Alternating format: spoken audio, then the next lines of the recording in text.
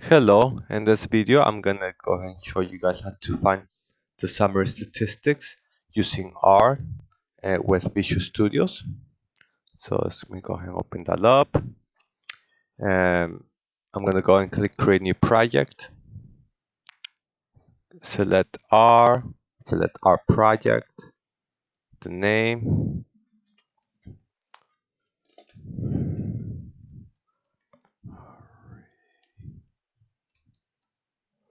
I recommend not to, whenever you name these things, I recommend not to do any spaces because depending on how the computer when computer the system when it reads names, or it depends how they're retrieving the, the program or the software or the files being retrieving spaces is not so friendly with coding.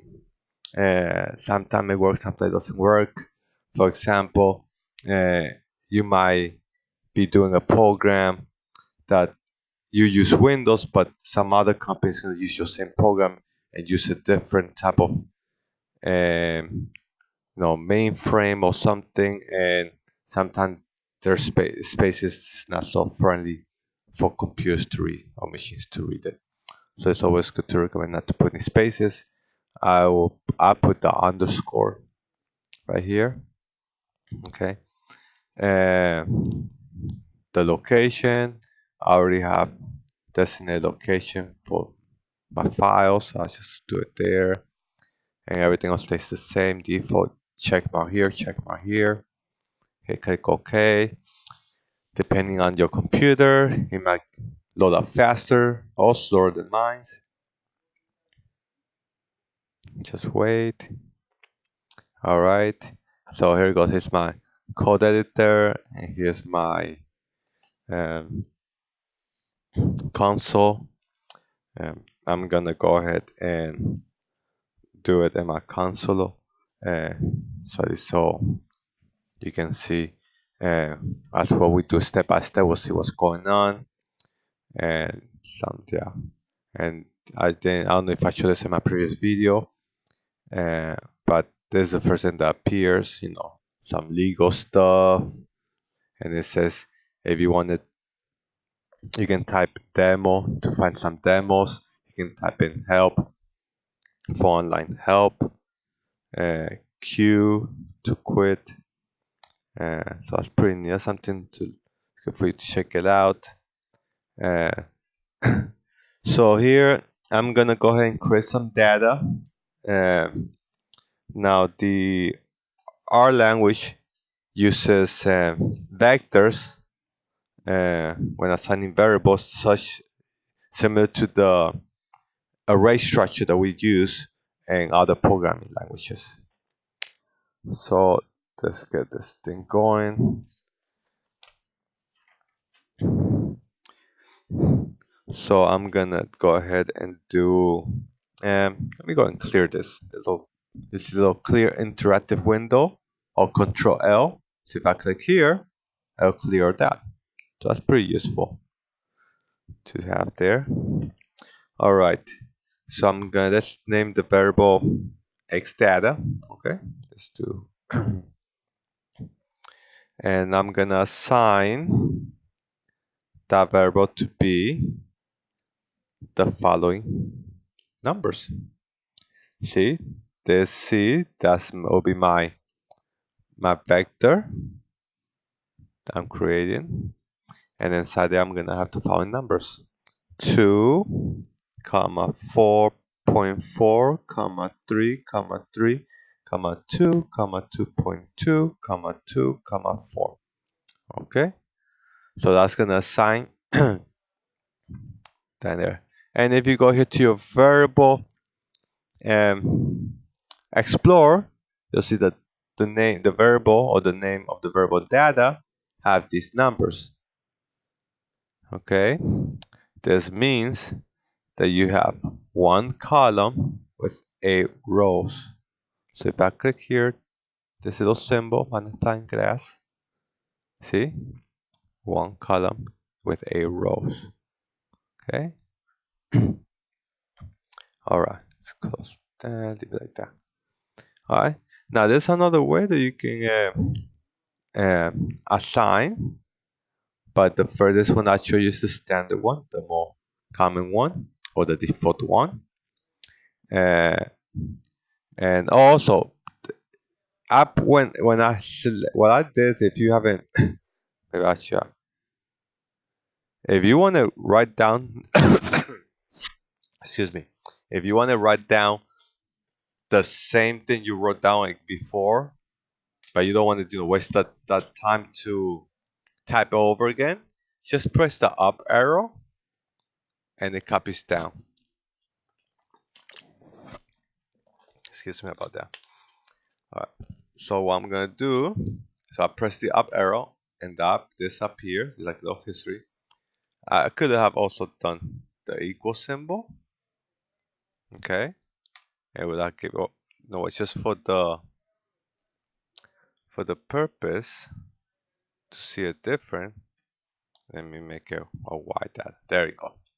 Press enter, and I got the variable y data became this number. And I could also done assign. I forgot this one. I hardly use this one. This one I hardly use it, so assign, and we can do z data. So the name of the variable, and I can do the numbers. Put the same one: 2, 4.4, 3, 3, 2, 2.2, 2, 4. See, and there it goes. Let's see. So if I open this one, here goes my Y. Click here. Here goes my Z. Okay.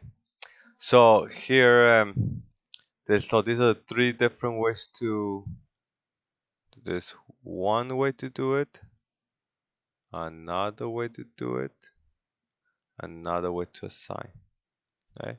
But the best use it'll be the first one, because mostly we prefer using the equal sign whenever we're doing like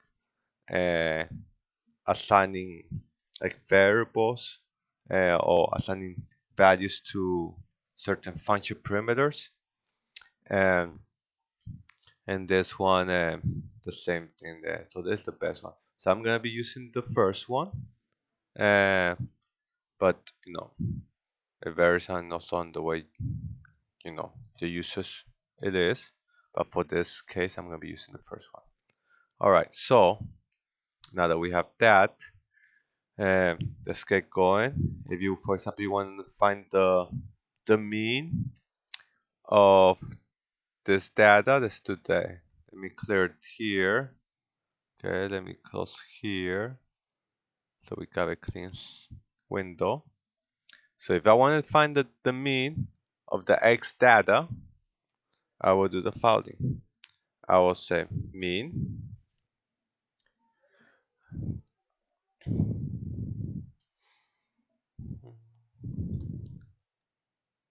X data percent, and that's the mean. Okay. All right. For best practice, so it's good to assign variables whenever you're doing some sort of operation. So don't just leave it mean X data. You could have done, for example, the I don't know, the X bar.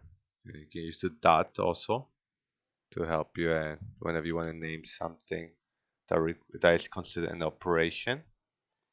So let's say we can say X bar is gonna be assign the mean of the X data. And then you say, okay, let me go ahead and display this operation. Oh, whoops, I meant bar. All right, X bar. All right, and there it goes. And here on my right hand side, you see that this operation value right here, see? All right, okay.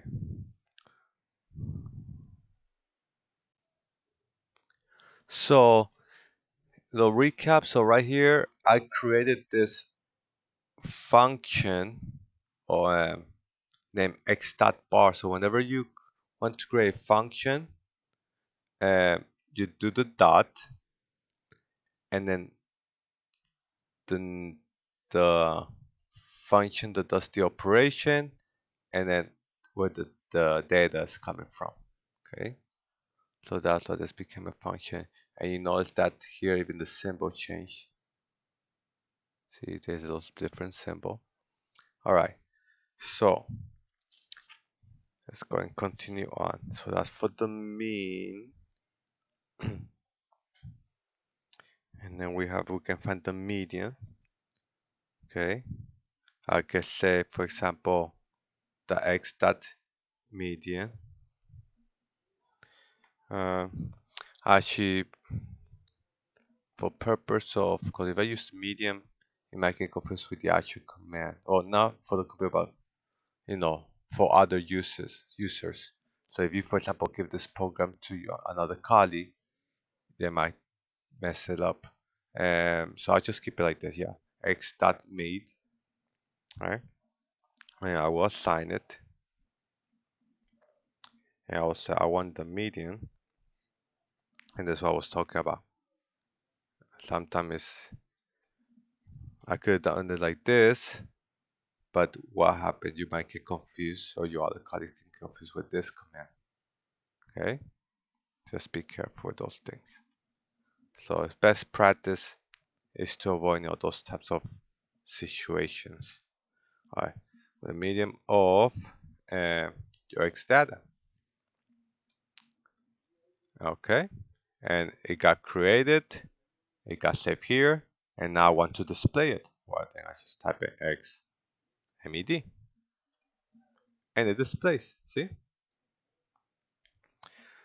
this little number here, it really means the first row.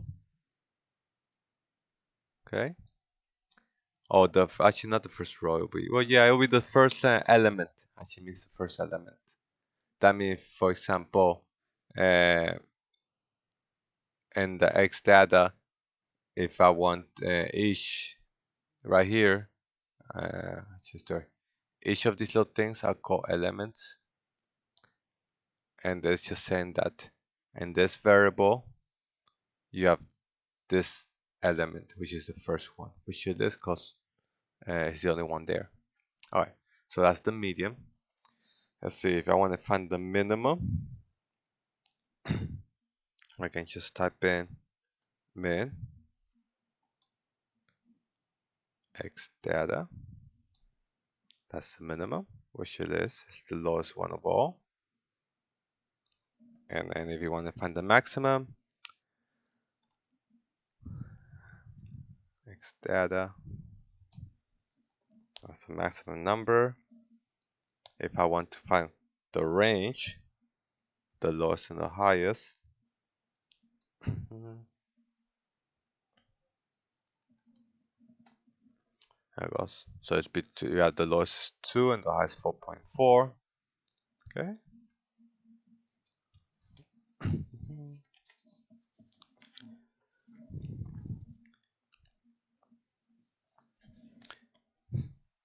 Now, if you want to find, let's see, the let's see how. So if you want to, let's see, we can do is we can create a table, and that can give funds us if you want to find the frequency. So we can say that let's assign the variable X tab to be assign it, and that's gonna give us that become our table.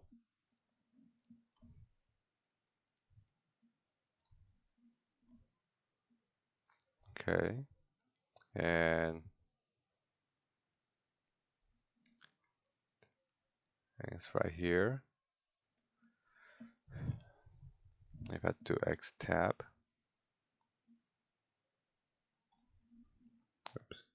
oops, misspell. Okay, and misspell X tab. Actually, I meant to do it like this. Sorry about that. This one meant X tab assign a verbal assign to have a table.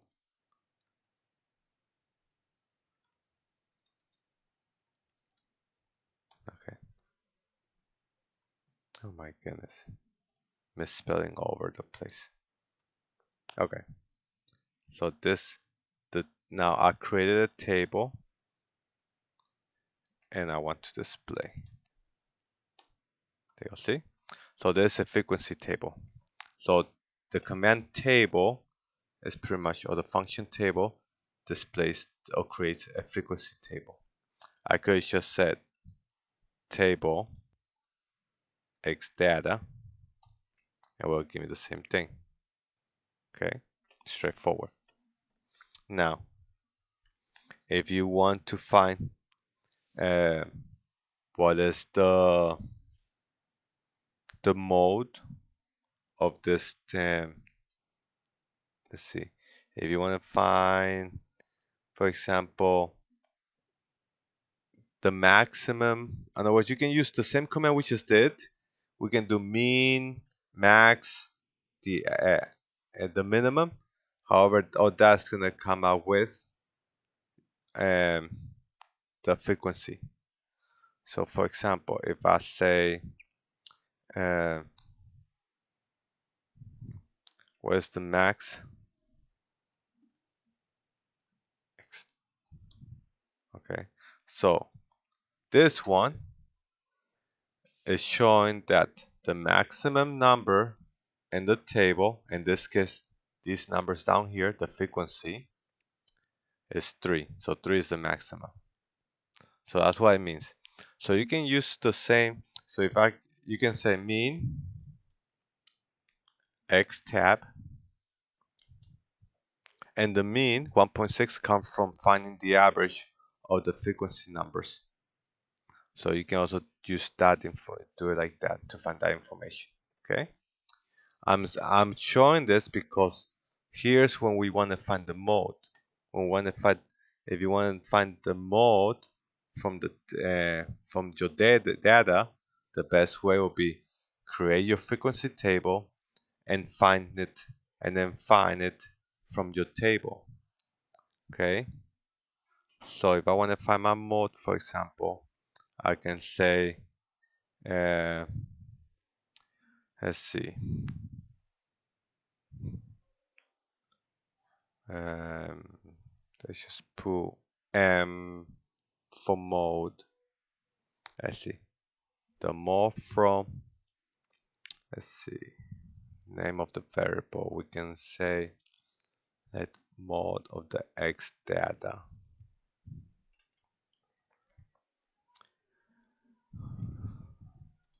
be the following. We can say X tab from the table.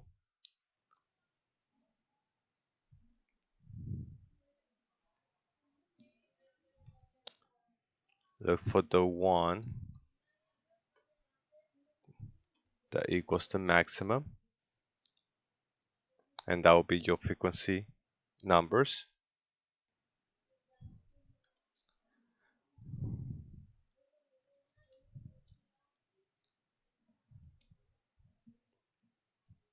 Enter. And then display.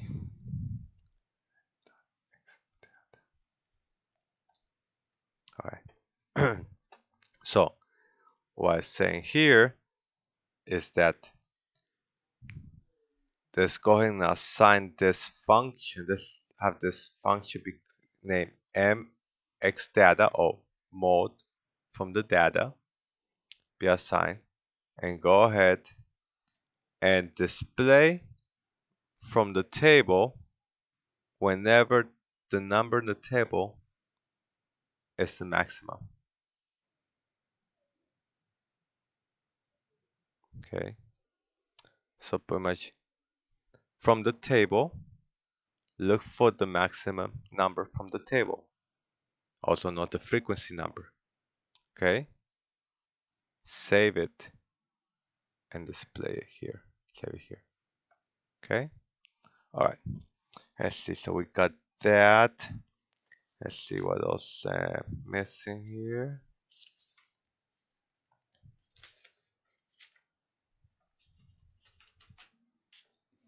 What am I missing?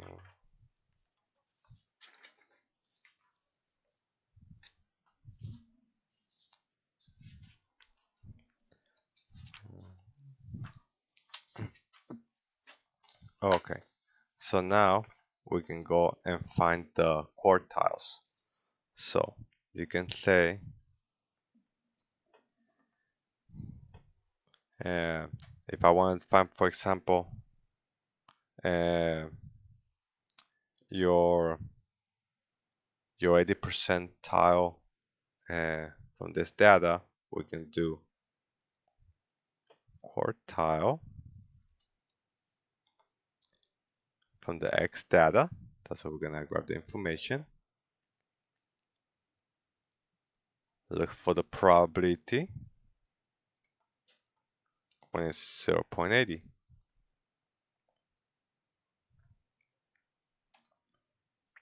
So the 80% quartile or 80% percentile, it'll be 3.6. Now, if I want to say, okay, well, how about if I want to find, all my quartile, your 5 number summaries. Well, I'm sorry, let me reword this. What happens if I want to find my minimum, my first quartile, which is the first 25%, my medium, which is your first 50%, my third quartile, which is just 75%, and your maximum, which is 100%. That's when you can go ahead and see the following. Find the quartile where the probability is the following.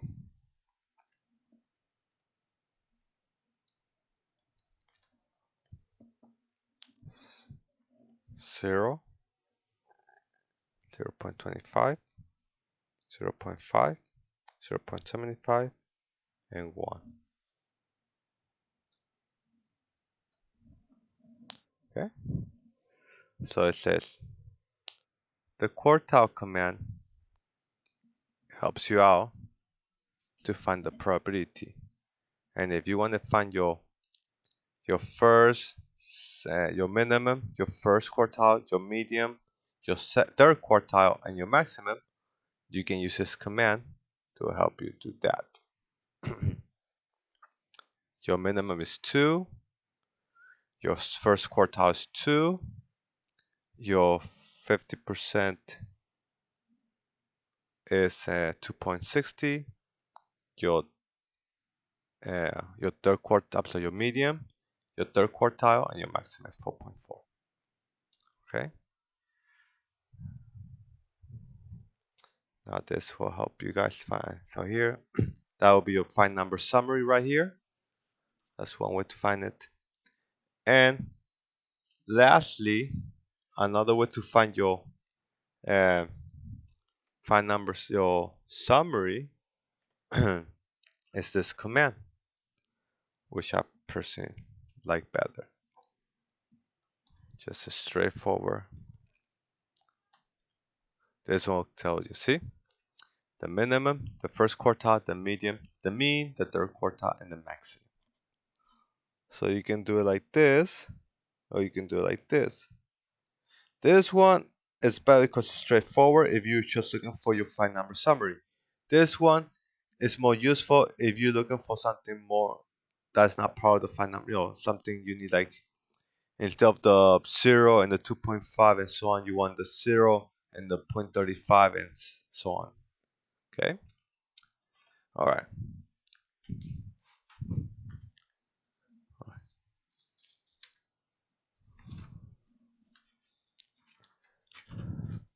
So now, what happened if you want to find your standard deviation?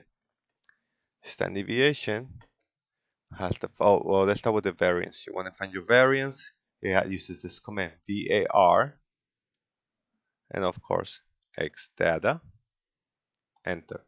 That's your variance. If you want to find your standard deviation, sd, x data, enter.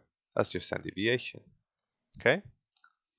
If you want to find your IQR, x data.